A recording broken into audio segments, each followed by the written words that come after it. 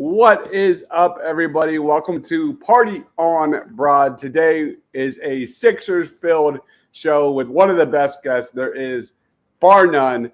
First off, joining us, as always, our co-host, Ryan Reese at Philly Sports PSA. What's good, Ryan? Not much, man. Ready to talk a little Sixers today. Absolutely. And then the GOAT, Sean Bernard, at Sean_Bernard1, hops on Party on Broad to kind of break down everything we have learned about Daryl Morey and what to expect moving forward. What's good, Sean? Yeah, appreciate you for having me. And for better or for worse, there tends to always be Sixers to talk about these days. So no matter the dead of the offseason, the zero basketball even being played, they still find themselves in the headlines. So I guess it keeps me talking, but boy, I'm starting to get sick of it. Yeah, we're going to break down this Daryl Morey interview with Anthony Gargano on 97.5 The Fanatic. We're going to watch kind of a clip of all the, major kind of highlights from what we heard. And then we're going to do a Summer League player grading. That's going to be really, really fun. But let's jump into the video. It's about 5 minutes, so just hang, comment your reaction in the comments, and let's go. Because Harden's really the most pressing. I thought they gave you. I thought by him opting in, that really helped you. I thought that was great for us. Well, I think James is a very good player, and right now, unfortunately, he does prefer to be somewhere else. I do have a long relationship with him. Yeah. I'm attempting to honor that. But the reality is, if we do look at a trade, it's going to be for one of two things. It's either going to be for a player who continues to help us be right there like we were last year, up 3-2 on one of the best teams in the East, the Celtics. Obviously, we didn't get it done, but James was a big part of why we got it to 3-2. Or we're going to do it for something where we get enough draft picks and things like that in a deal such that we can then turn those into a player who it can be a running mate with Joel as well. But if we don't get, either a very good player or something that we can turn into a very good player, then we're just not going to do it. We need to make sure that Joel Embiid, who's one of the best players on earth, has a top running mate. That could be Maxey taking a leap forward this year. Coach Nurse, I know, is very excited about his conversations with Joel and how he's going to use him. I still can't believe how he keeps getting better, and I think Coach Nurse is very excited to continue to do that. But we know that we need more talent, whether that's James returning or what we turn James into. And I would just say to the fans, obviously right now things aren't looking perfect. You have to squint to sort of figure out how it's all going to work. But at the end of the day, try not to focus too much on the roster in July. All right. Is it a 2-year? And I just come up with this, that it's more of a 2-year plan. Knowing what's going to happen next summer, knowing that you could have 2 slots going into that big, heavily free agent class. I'm looking at your bigs, and you have an overload of bigs, and I'm going, you don't have wings, and it's not, again, the roster's not set. You also need backup. You need another backup point guard, and I'm looking, and I'm going, this has to be more of a 2-year plan when you're looking at next year's free agent. Am I on to something there? Well, I personally wouldn't call it a 2-year plan because, I think Joel's in his prime and we can't really be, worried. But I do, in my job, have to keep an eye to the future. And obviously, we've lost some depth this year. We were one of the deepest teams in the league for all the good that did for us. But a lot of the guys who didn't play for us last year, when they played, we actually played some of our best ball. Someone like a House. We are excited what a Pat Beverly brings to this team. We're very excited about what Coach Nurse brings. But a lot of the depth we lost, if we had done something to bring them back, it would have hurt our ability to compete down the road. So what we're attempting to do is have the best team possible this year, but also have the ability that if we get into a next season situation to be a very unique team with the most cap room, of a team that's as good as us. That's a very unique situation to have. So the new CBA really kicks in next year. The new CBA next year is going to put massive constraint downward on salaries in the league.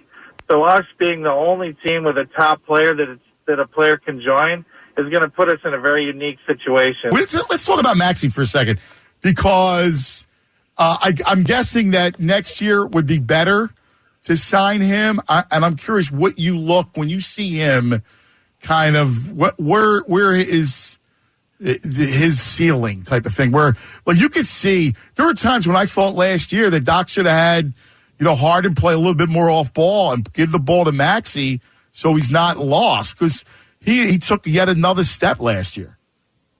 Yeah, I don't want to limit Maxey, frankly, because he's, beat expectations since we drafted him at early 20s, and every year he's advanced more than people thought, whether it be with his shot. Yeah. His defense improved last year. He definitely has all-star ability, and that's why we want to make sure that we can set ourselves up to have multiple all-stars. The reason to not extend him, and we've shared this with his representation, and they understand, is because of the quirk of the CBA. We will be able to add a significant player next year before we extend Maxey, and he'll be a cornerstone once we do that with the franchise for a very long time. All right, so that's a little recap of everything we have heard, for the most part, from Daryl Morey on 97.5 The Fanatic. It was a solid interview. Some things Daryl was saying, I was like, no. Some things that are kind of confirming everything we have talked about on this show in the past about how Daryl has his plan for next offseason. I don't know about if I agree that what Anthony Gargano was saying, that next year's free agent list is amazing. It's kind of not great. But I'm going to throw it to you, Sean. Biggest takeaways from the interview with Gargano. Yeah, so I'll start off with, I do give Morey respect for, I guess, like facing the fire a little bit, to stepping up and doing it. That is rare from a front office personnel, and Morey's really one of the few guys that does do it. So I do give him credit there. I mean, I don't know how it made me feel. It made me feel just like we were during the Ben Simmons thing, that I remember in just about the same situation, hearing how it's going to take 4 years and that he's not blinking. And it's kind of frustrating to be pretty much in the same situation. And I would even argue probably with a even bleaker outlook based on the options that are available and just where these Sixers are. As far as the takeaway specifically for what he said, I do think that he is trending towards pushing the James Harden deal for a package of players and picks. I don't think there's a world where the superstar swap does happen once again for James Harden. I just don't see it, especially if he is dead set on the Clippers and they are not open to trading Paul George or Kawhi Leonard. I just don't see it happening. So I think Morey's starting to get that out there, that to be prepared for it, that there is a plan. I also just don't see the logic in the opening cap space stuff. Like, as you mentioned with the free agents, Pascal Siakam and Jaylen Brown are the two headliners for that free agent class. I'm going to assume Jaylen Brown gets extended regardless. And then you look beyond that, we got Buddy Hield, C.D. Osman, Royce O'Neal, Tobias Harris. It's like there's just not these names here. Toby, yeah. So I and also just in today's NBA, we don't see superstars leaving free agency. It just really doesn't happen. That it is these trades, that teams don't just want to allow guys to walk. They would rather trade him beforehand to get things back in return. So I don't see this value, this grand plan of clearing cap space. There also was a lot of love for Patrick Beverley in the interview. And don't get me wrong, I'm in favor of the Pat Bev edition. I like it. But if the thought process is we were one Pat Beverley away from making past the second round, I think there's something off there. So overall, I didn't change my mindset too much. I'm frustrated that this is where we are once again. But, yeah, I think we are just beginning the drama of the offseason. It's only just begun. What about you, Ryan? What was your biggest takeaway? Yeah, I mean, just to kind of piggyback, I don't feel any different, honestly. I still feel frustrated with where this team is looking at not only this year, but in the future. And I get that, they have a lot of money that can come off the books for next year, but what's this team going to look like? Again, signing Pat Beverley, getting Mo Bamba, good moves. But then signing 17 other centers seemed a little confusing to me. But I just don't think this team has improved for this year. and I really don't like where the future lies. I mean, if we're going to be trading James Harden, which honestly at this point, 50-50 whether it even happens, because I mean, it looks like the Clippers don't want to give us anybody. So what are we going to take? One of the Morris twins and a bunch of, crappy draft picks? Like, what does that really do for us? So unless they're just kind of, again, kicking this season down the road, I'm still very confused as to what the long-term goal and what the short-term goals are. Yeah, let's get into like what we learned. And like my take is like, and I know there was a report that James Harden is planning on reporting to training camp, but like I think, pumping up Pat Beverly, things like that, like I think that's all kind of cohering with the Sixers very much preparing for no James Harden on the roster, for better or worse. I think Morey overrates James Harden's trade value. I think James Harden overrates his own trade value. Yeah. And it's just a hot mess all around. So I do think the Sixers are fully expecting to move on from James Harden. I think Harden wants to be paid by the Sixers for things he did with the Houston Rockets. You look at James Harden, like searching for loyalty within the Philadelphia 76ers organization. Within his entire career, he really hasn't shown any. And he also plays a brand of basketball that's truly outdated, and it's not how it works anymore. You look at like teams elsewhere around the league, the ball needs to move. There needs to be motion, more three-pointers, all that kind of stuff. I just don't think James Harden has the ability to stress the defense enough. And that lift we saw in the playoffs last year is very foreboding. So for me, I think Morey is all in with the playing the waiting game for better or worse. And like Sean said, buckle up, because it is going to get a lot worse before it gets better. Sean, what was the biggest thing we learned? Yeah, and to touch on your point there with James Harden, I think you hit the nail on the head as far as you look around the NBA. Daryl Morey is probably the number one general manager that values James Harden. So for him to be in the spot of trying to get his perception of fair value back for James Harden, I just really don't see it happening. And then that brings the question of, like, does he try and honor James, who there obviously is that relationship there. These two tie together more than just about any general manager and player across just about any sport, like the way that these two guys' legacies are tied. So I do think he would like to do right by him, but the responsibility is to make the Sixers better, and it's tough to find a direction where that happens. And then James Harden, like, if you want to put on your James Harden lenses, which I agree with the stance completely that he is not worth a long-term deal. I'm very concerned with the way he's deteriorating, all that. But if you want to look at it through James Harden's perspective, he's sitting there thinking, I led the NBA in assists last year. I scored 40 points twice in the playoff game in a way that even Joel Embiid didn't do. I deserve this. And even to compound that with last offseason taking the pay cut to allow the PJ Tucker, Daniel House. So I can see where James Harden's feelings are hurt a little bit, but it's also like we have to look at the situation for what it is, forget all the past stuff, and it just would not have been a smart decision to give him a long-term deal for a significant amount of money. And for him to be that offended by that does rub me the wrong way. I am concerned. I do think he will come to camp, but the James Harden move is come to camp, not care, go out in between, be making trips to Vegas in between days, and force the team to trade you, basically. So there's very much a case to be made that is worse than not coming. So I'm curious to see how it plays out. I feel like Morey is going to be much more willing to cave on this James Harden one than he was on the Ben Simmons thing. And some of that is just the power dynamic of having Simmons under contract for 4 years versus Harden's got a 1 year expiring. But I don't know. This is a mess, and I don't see a clear way for the Sixers to dig themselves out of it. Yeah, he basically said, like, he didn't necessarily fully say it, but this is basically a gap year, as we said on this podcast, that get ready for 2024 offseason, and that's kind of where we're at. Ryan.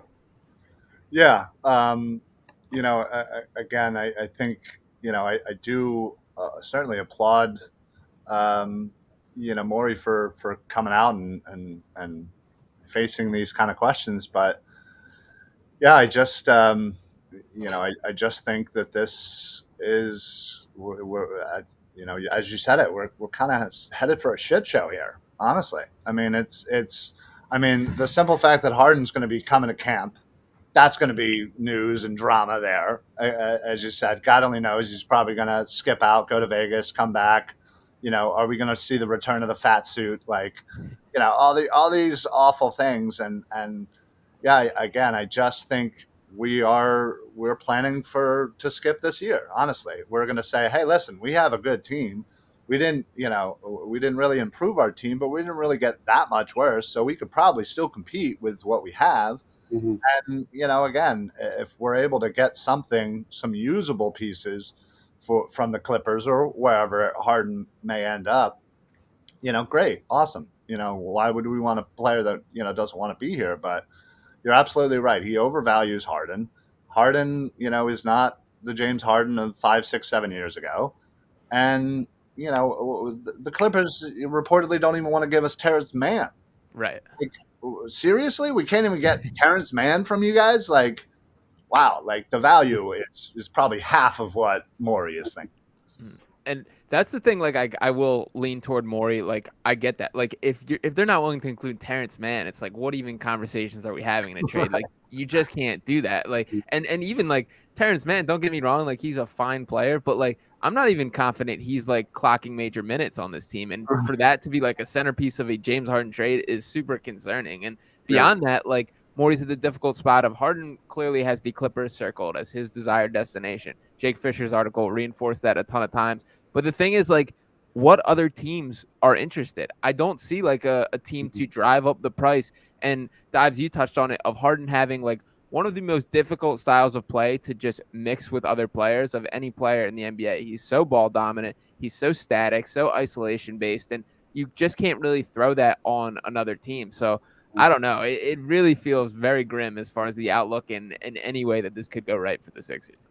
It gets even more interesting when we hear the reports of him reporting to camp, when he makes it very clear James Harden wants to play his brand of basketball. Right. That is not what we heard from Daryl Morey and the excitement level that we were expecting to see in 2024. There's a lot of talk about Nick Nurse being more creative with different lineup combinations.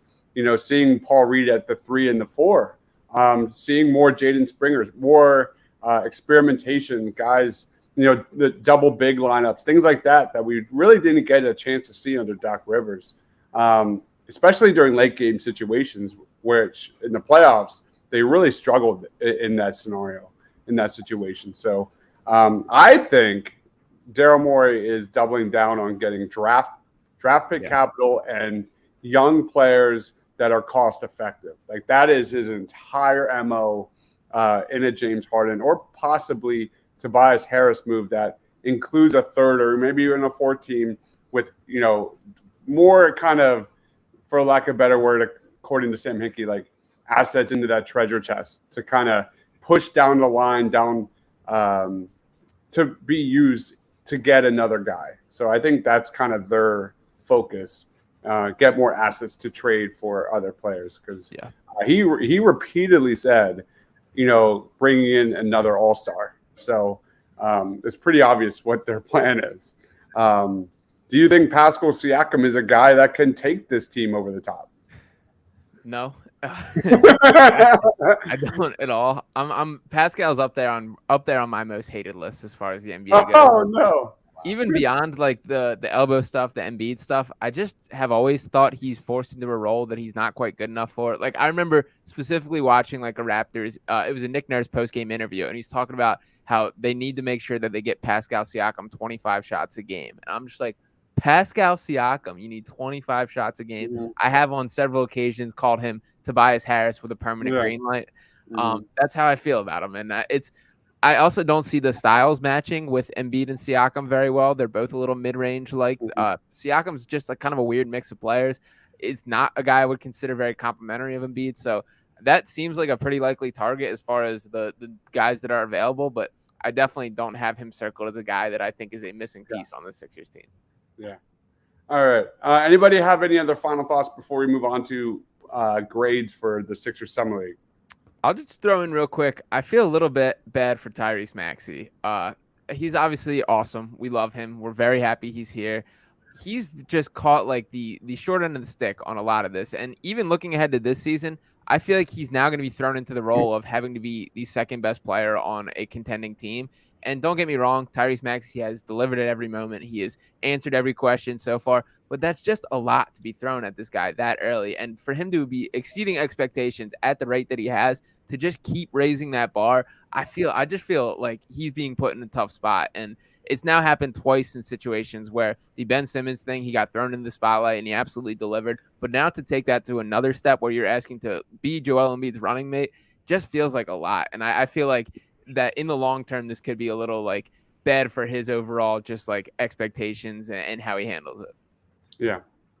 All right. Let's roll into some player grades for the Sixers Summer League.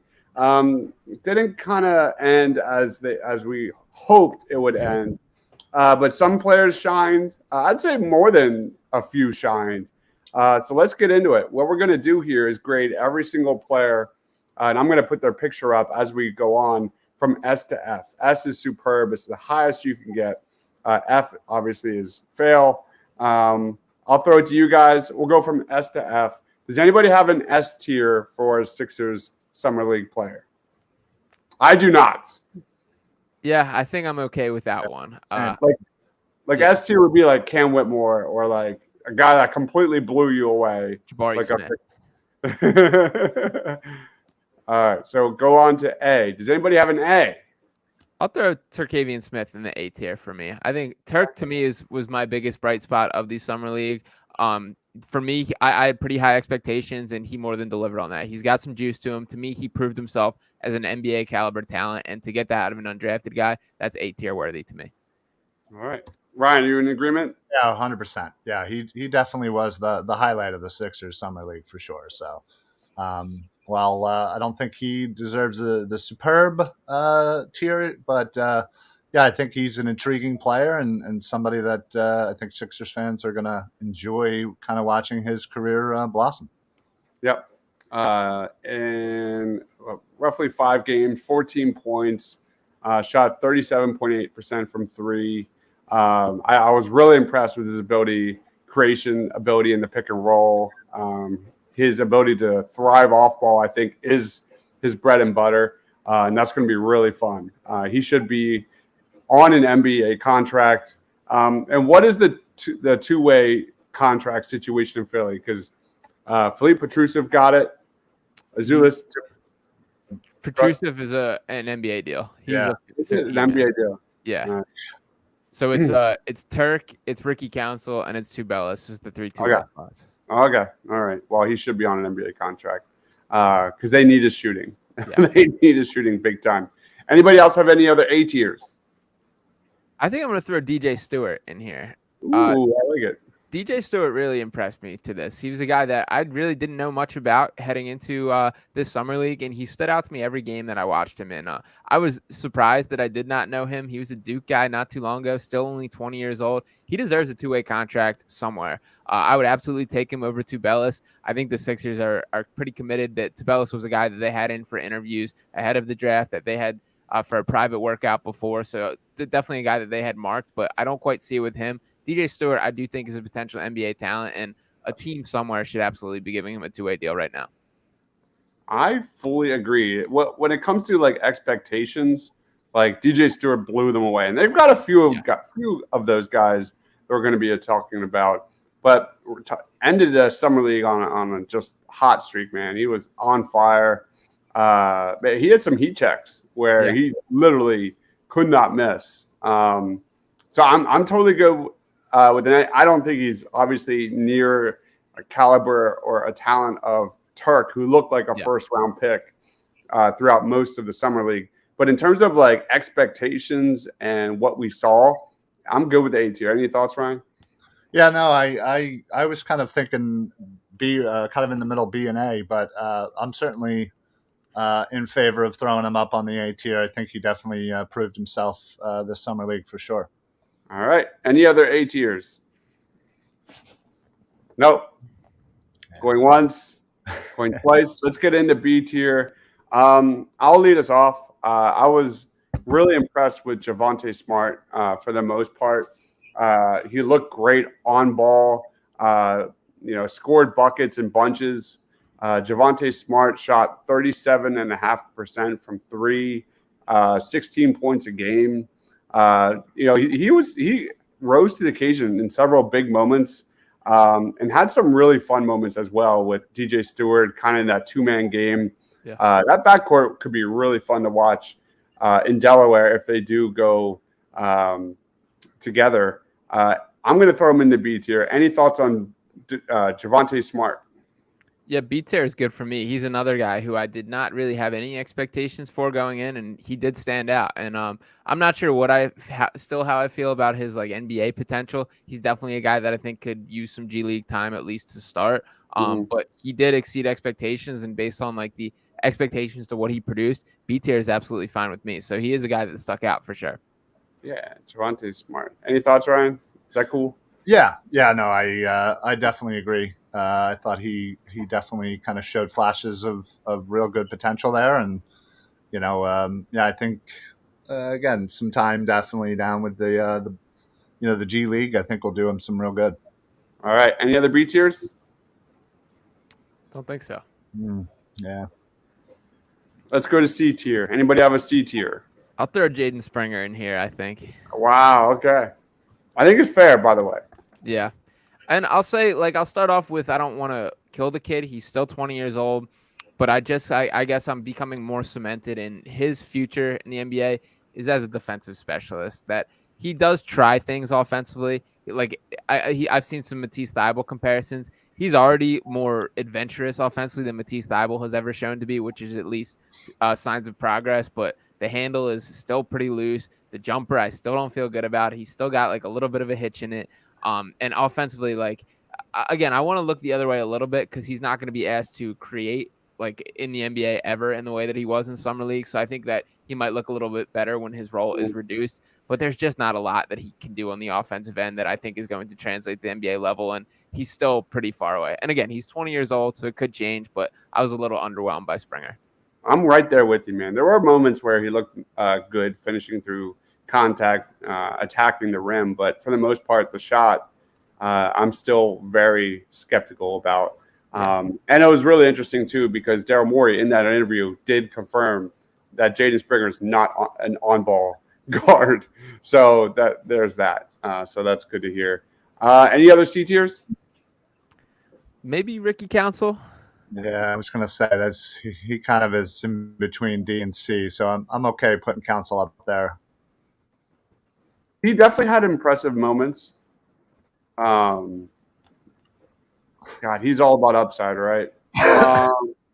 This one's hard.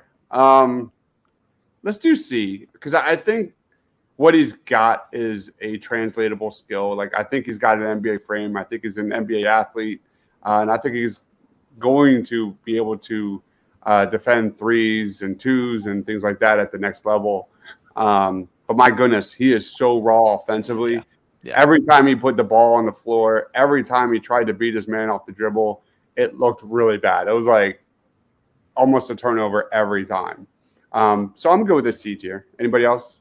I'll throw one more. I think Greg Brown, I would give that was the one I was leaning towards. Yeah.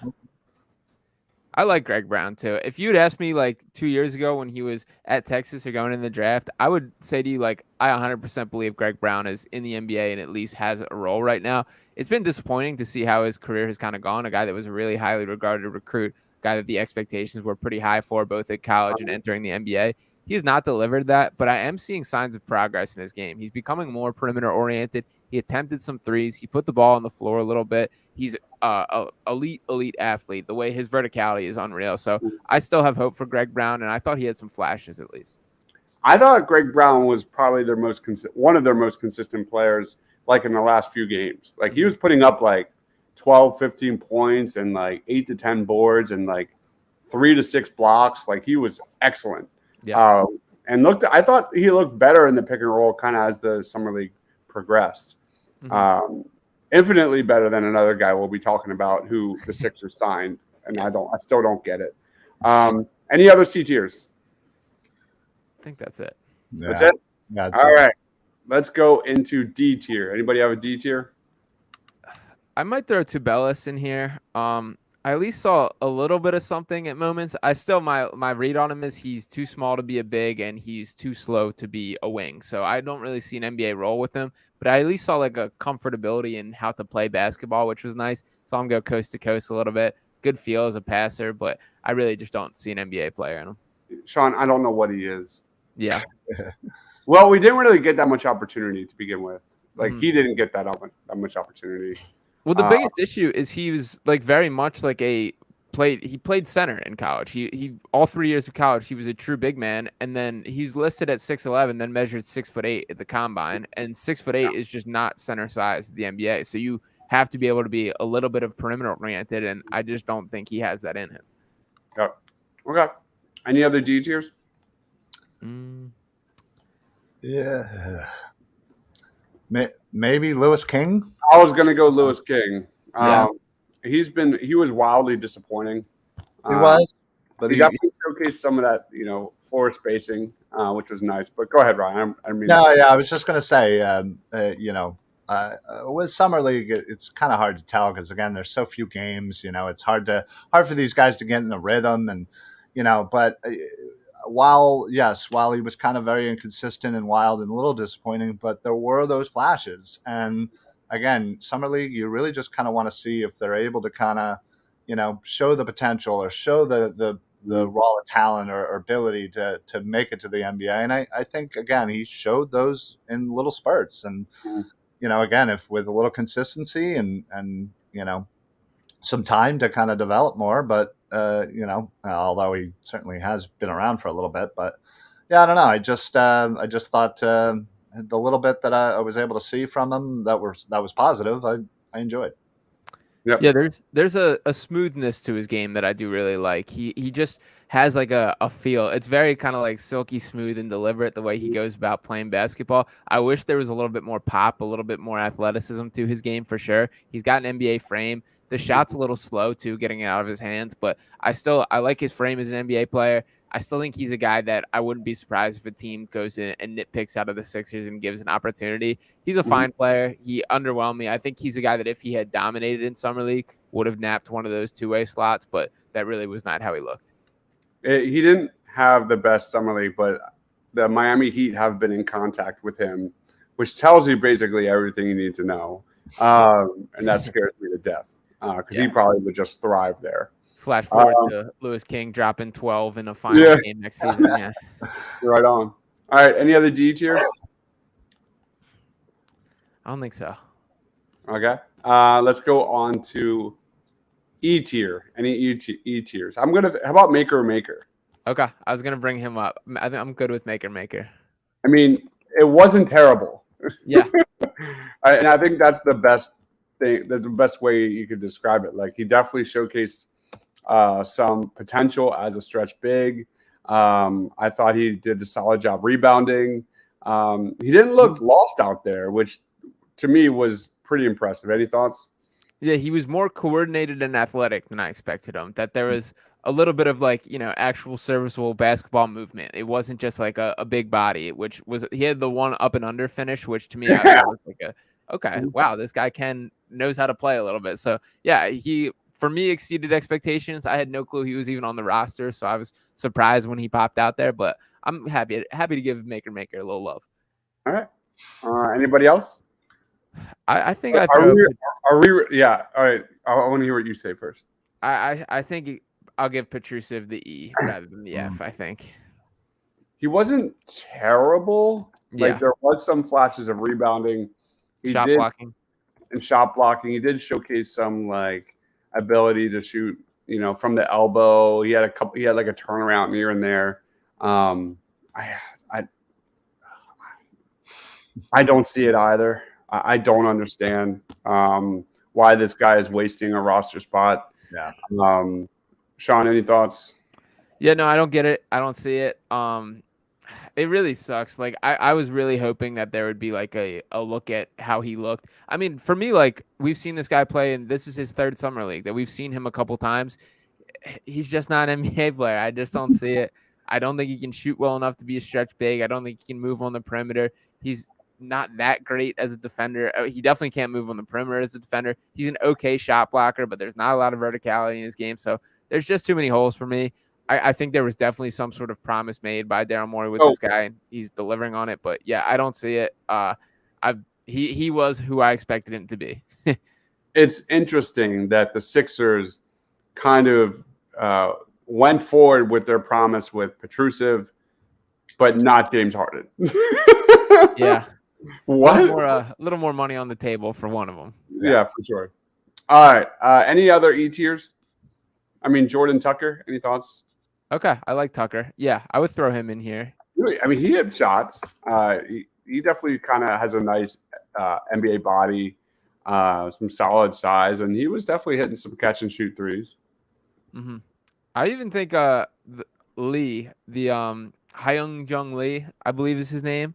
He had a little bit of a flashes. Not that I think he's anything spectacular, but the kid from Davidson he's a shooter. I don't think he's an NBA player, but he is a shooter. He showed more than Azuolas Tubelis for me. Yes. And I'm just saying that. That's yeah. Yeah, Right. I would agree with that. My gosh, how do you spell his first name? Oh my God. We have Hyunjung. Yeah. Nice. Right. I'm gonna have to get that photo later. I'm still spelling it wrong. All right. Any F tiers? Also, we didn't see Marcus Bagley play at all, did we? No, I don't believe so. Why is that? Do you know? No, I do not. He's on an Exhibit 10 deal, right? Exhibit 10 deal, yeah. I mean, that might just be part of the Bagley thing. Like, looking at his stats, he played, I believe it was 13 games across 3 seasons in college. So there's really, like, no clue what this guy is. He was a highly regarded high school recruit. Marvin Bagley's obviously his brother. He's an NBA player, was the number 2 pick. But, yeah, I would have liked to actually see him play basketball. Would have been nice. All right. So that is our Sixers Summer League player grades. If you're watching us live or later, let us know your comments, your thoughts on the grading down in the comments. We're going to wrap this up now because I know Sean's got to go. Sean, final thoughts, plugs. Time is yours. Yeah, so now Summer League's out of the way, so now it is pure reality television when it comes to the NBA for the next couple of months. So for now, I guess we sit back, we watch how this James Harden thing plays out, see all the quotes, see all the leaks, and follow along as close as we can. And hopefully by some miracle, there is some sort of fruitful trade that gives these Sixers at least an opportunity. But yeah, it does look bleak. But appreciate you having me on. Always good to do this kind of stuff. Amazing stuff over there at Pick Swap Media. Make sure you go check them out at Fox 1025 The Gambler. And does an amazing job with Mark Henry Jr. on Saturdays. Ryan, time's yours. Yeah, just to kind of go off of what Sean said, it's going to be entertaining, not for the reasons that we want it to be, but it's going to be entertaining. And yeah, I think we're all just kind of sitting here just waiting for this potential Harden trade to go through, and I think we're all just praying that we don't get kind of fleeced here, and it's more of a money dump, and again, the plan for next year. So again, it's going to be entertaining. It may not be exactly how we want it to be, but man, we will be on the edge of our seats for sure, figuring this whole thing out before one game is even played. Mm-hmm. Yeah, it's going to be wild, man. Gosh, how is that not going to be a distraction all through the training camp, man? Anyway, guys, thanks for watching. We will be back on Friday for another NFL Draft special. Not sure what we're doing on Friday, but I think for the first time ever, we have a general idea of what we're going to be doing for college football season, week to week. It's going to be really epic. NFL Draft focused on prospects. We'll reveal that probably Friday. But yeah, we'll be back Friday. I think 4:30. Yeah, that should do right around there. We'll figure it out. Sounds good. Again, give my man Sean a follow on Twitter. Best Twitter follow if you're a Sixers fan. Period. I literally I work because I can't have my phone with me because I'm always running classroom to classroom in crisis and stuff. So I'll if I have a second, I'll I'll type in Sean's name in the search button on Twitter and be like, just to kind of get an update of what I missed, which I miss a ton. So again, he keeps you updated on everything Philadelphia 76ers. And then my man Ryan down there at Philly Sports Alliance, amazing content down there. Facebook, YouTube, you name it. It's all there. Thank you everyone for watching. We'll see you on Friday. For Sean, for Ryan, for myself. Stay awesome, everyone.